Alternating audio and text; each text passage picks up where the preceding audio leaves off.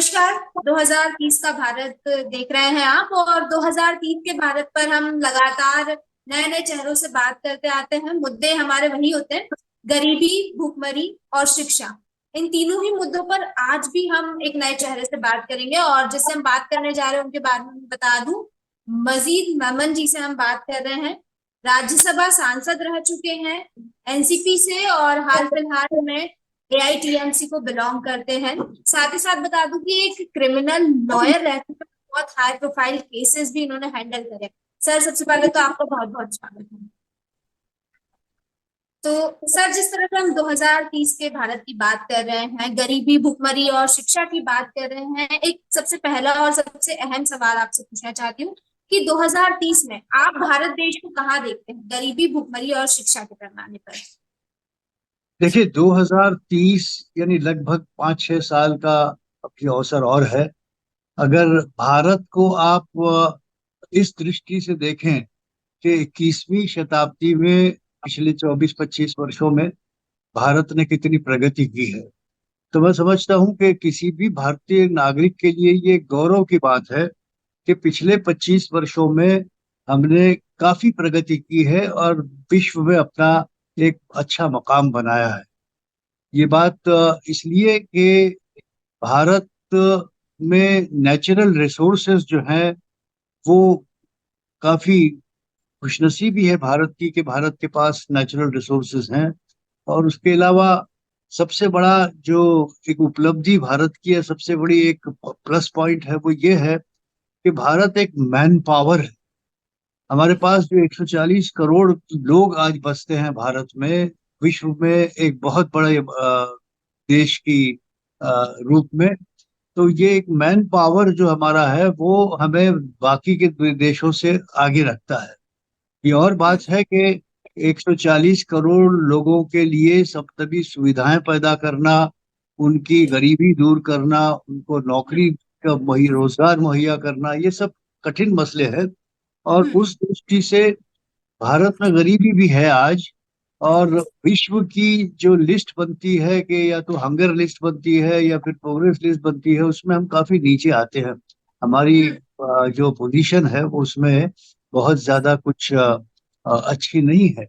मगर फिर भी मैं समझता हूँ कि आज भारत में जिस तरह का प्रशासन चल रहा है, ये तो हमने 2024 में एक नई सरकार फिर से चुनकर दी है। भारत के 140 करोड़ लोगों ने जिस तरह से 5 वर्ष के काल के लिए एक लोकतांत्रिक व्यवस्था में एक प्रशासन को का निर्माण किया है, कि उन्होंने पिछले 10 वर्ष तक के सरकार चलाई है और ये उनका तीसरा टर्म है मोदी जी का, भारतीय जनता पार्टी की सरकार का। मगर अब जरा मिली जुली सरकार है तो थोड़ा सा बदलाव आया है। और इतना है कि अ, कुछ दंगे या कुछ आपसी धार्मिक चीजों को लोकतांत्रिक जीवन में लाना, इसकी वजह से कहीं कहीं कुछ मसले हुए हैं। जहाँ तक के कानून और व्यवस्था की बात भी है, तो हमने देखा कि हम कुछ ज्यादा सफलता प्राप्त नहीं कर सके। हमारे देश में आज भी महिलाओं पर अत्याचार होते हैं और गुनाह होते हैं तो अदालतें बहुत धीमी गति से चलती हैं, कई वर्षों तक के न्याय नहीं हो पाता। गरीबी रेखा में भी बहुत सारा एक जनता का हिस्सा आज भी पड़ा हुआ है। और अमीर और गरीब के दरमियान जो फर्क है, वो अगर हम्म। किसी भी देश की प्रगति को आपको नापना हो, तो उस दृष्टि से अमीर और गरीब का के बीच का फर्क जो है वो कम होना चाहिए। लेकिन हम्म। दुर्भाग्य की बात है कि भारत में पिछले कुछ वर्षों में अमीर और गरीब के दरमियान का जो फासला है वो बहुत बढ़ गया है। और सर, अगर गरीब गरीब ये फासला बढ़ रहा है तो फिर भारत किस तरह से प्रगति करता है? इसमें आप अगर देखें तो गरीबों की संख्या, बेरोजगारों की संख्या और ऐसे लोगों बीमारों की संख्या बढ़ी है 140 करोड़ में पिछले कुछ वर्षों में। तो इसके लिए प्रशासन और सरकार पूरी मेहनत करते होंगे, उन्होंने प्लान बनाए हैं, पॉलिसीज बनाई है, लेकिन वहाँ कुछ सफलता खास प्राप्त नहीं हुई है। और जब तक अब 2029 में फिर एक बार जनता को मौका मिलेगा कि वो अपनी सरकार चुने। अब ये जैसा प्रशासन, जैसी सरकार आप चुनते हैं, उसका प्रशासन उसी रूप से चलता है। अब भारत में आशाएं काफी हैं, और भारत में यानी उम्मीदें काफी हैं। मगर इस जो प्रशासन चलाते हैं, उनकी जिम्मेदारी बनती है कि वो गरीबों का और अमीरों के दरमियान के फासले को कम करें, और गरीब जो है वो गरीब से गरीब ज्यादा न बने, और अमीर जो है वो अमीर ज्यादा न बने। लेकिन दुख की बात है कि कुछ लोगों के हाथ में सारी पूंजी दे देना, ये एक लोकतांत्रिक जीवन में, हमारे भारत, विशाल भारत के प्रशासनिक व्यवस्था में एक अच्छी बात नहीं मानी जाएगी। इसके लिए जी चाहिए कि हमें कुछ ऐसा पॉलिसीज लानी होगी, ऐसे काम करने होंगे कि जिससे उद्योग बड़े, हैंडीक्राफ्ट और आर्टिस्टों को उत्साह मिले, उन्हें कहीं रोजगार मिले।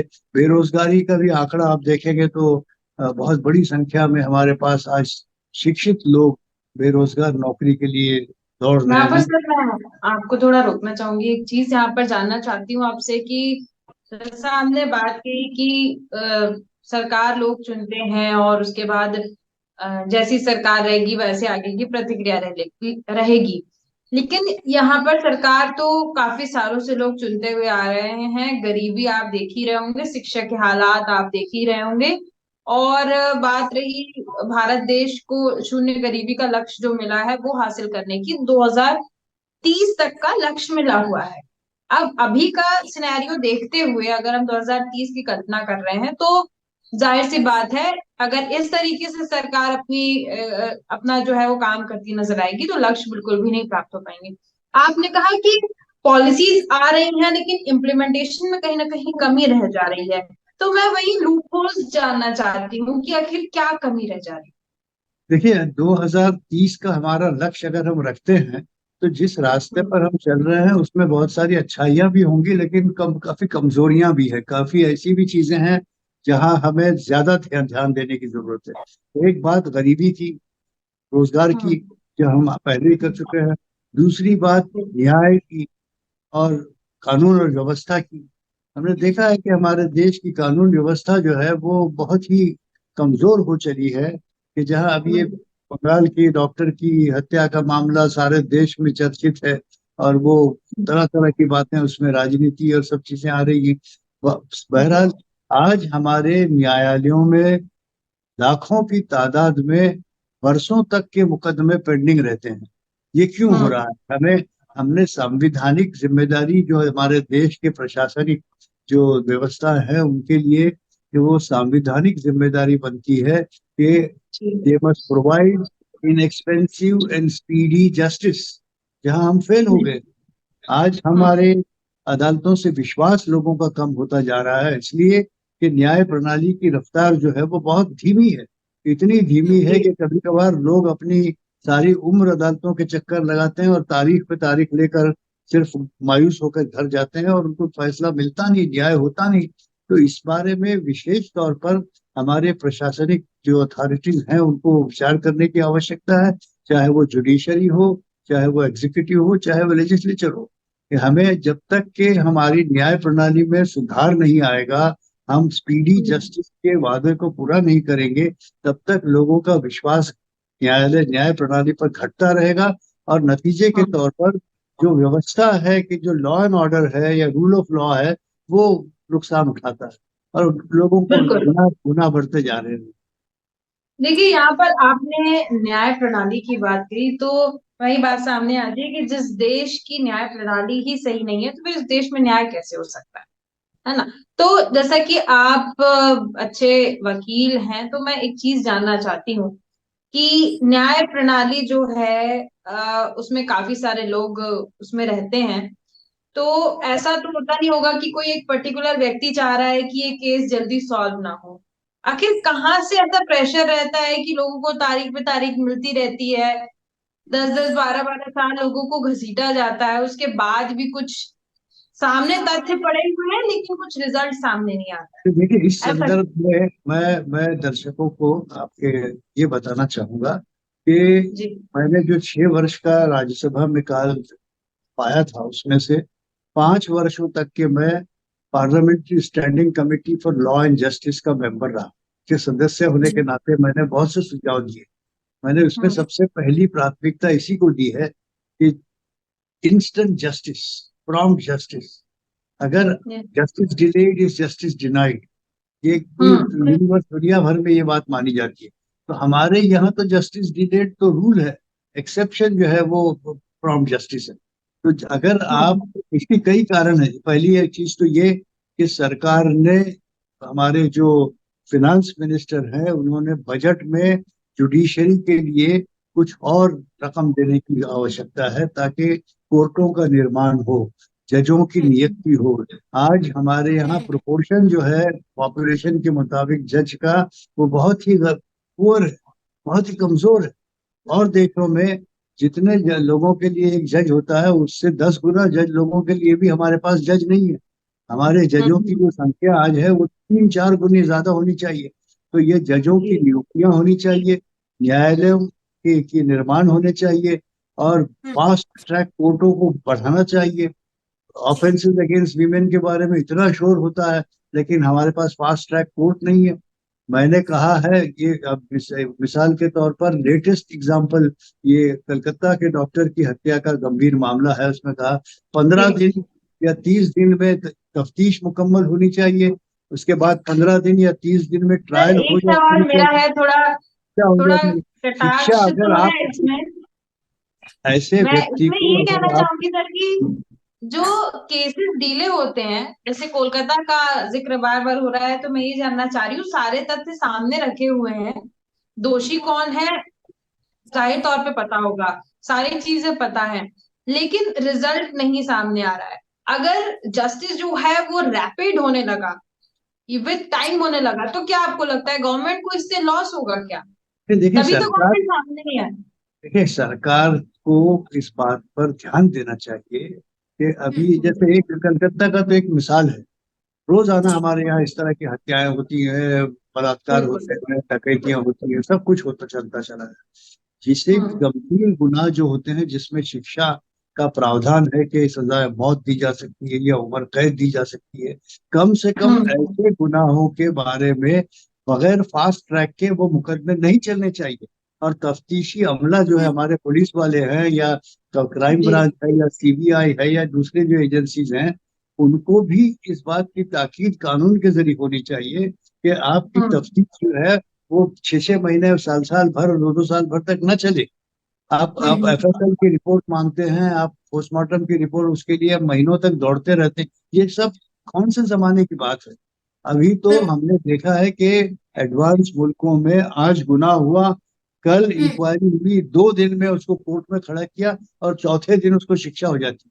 कि हम लोग कुछ सीख क्यों नहीं पाते इससे? फास्ट ट्रैक कोर्ट में डे टू डे ट्रायल चले, तब मामला कुछ दिनों में ही खत्म करके चालान दाखिल कर दे। और बिल्कुल आपने सही कहा कि कुछ देशों से तो ऑन द स्पॉट एक्शन लेने की, ऑन द स्पॉट जो एक्शन लेते हैं कुछ देश जो है, कि अगर कहीं पे बलात्कार हुआ तो ऑन द स्पॉट अपराधी का जो है वो कुछ ना कुछ उसके साथ उसको सजा दी जाती है। तो यहाँ से प्रेरणा नहीं ली जा रही है, भारत देश में चल रहा है जैसे चल रहा है, धीरे धीरे जो स्लो प्रोसेस होती है वो चलती आ रही है, और कहीं ना कहीं इससे जो भारत के नागरिक हैं उनको तो सबसे ज्यादा लॉस हो रहा है, और लोगों को पता बिल्कुल भी नहीं चलता है, क्योंकि इतनी हार्ड एंड फास्ट लाइफ हो चुकी है कि लोग इसमें ज्यादा इंडल्ज होना नहीं चाहते।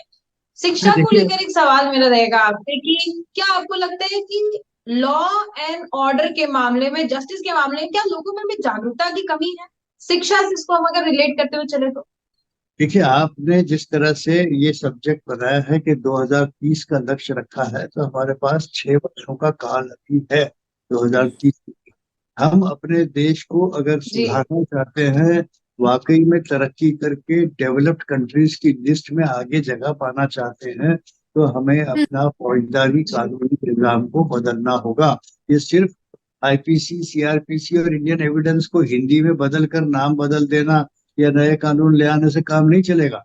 आपको इसके अंदर कमिटी बैठालकर कि किस तरह से गंभीर मुकदमों के फैसले तुरंत किए जा सकते हैं, उस पर गंभीरता के साथ विचार करने की आवश्यकता है।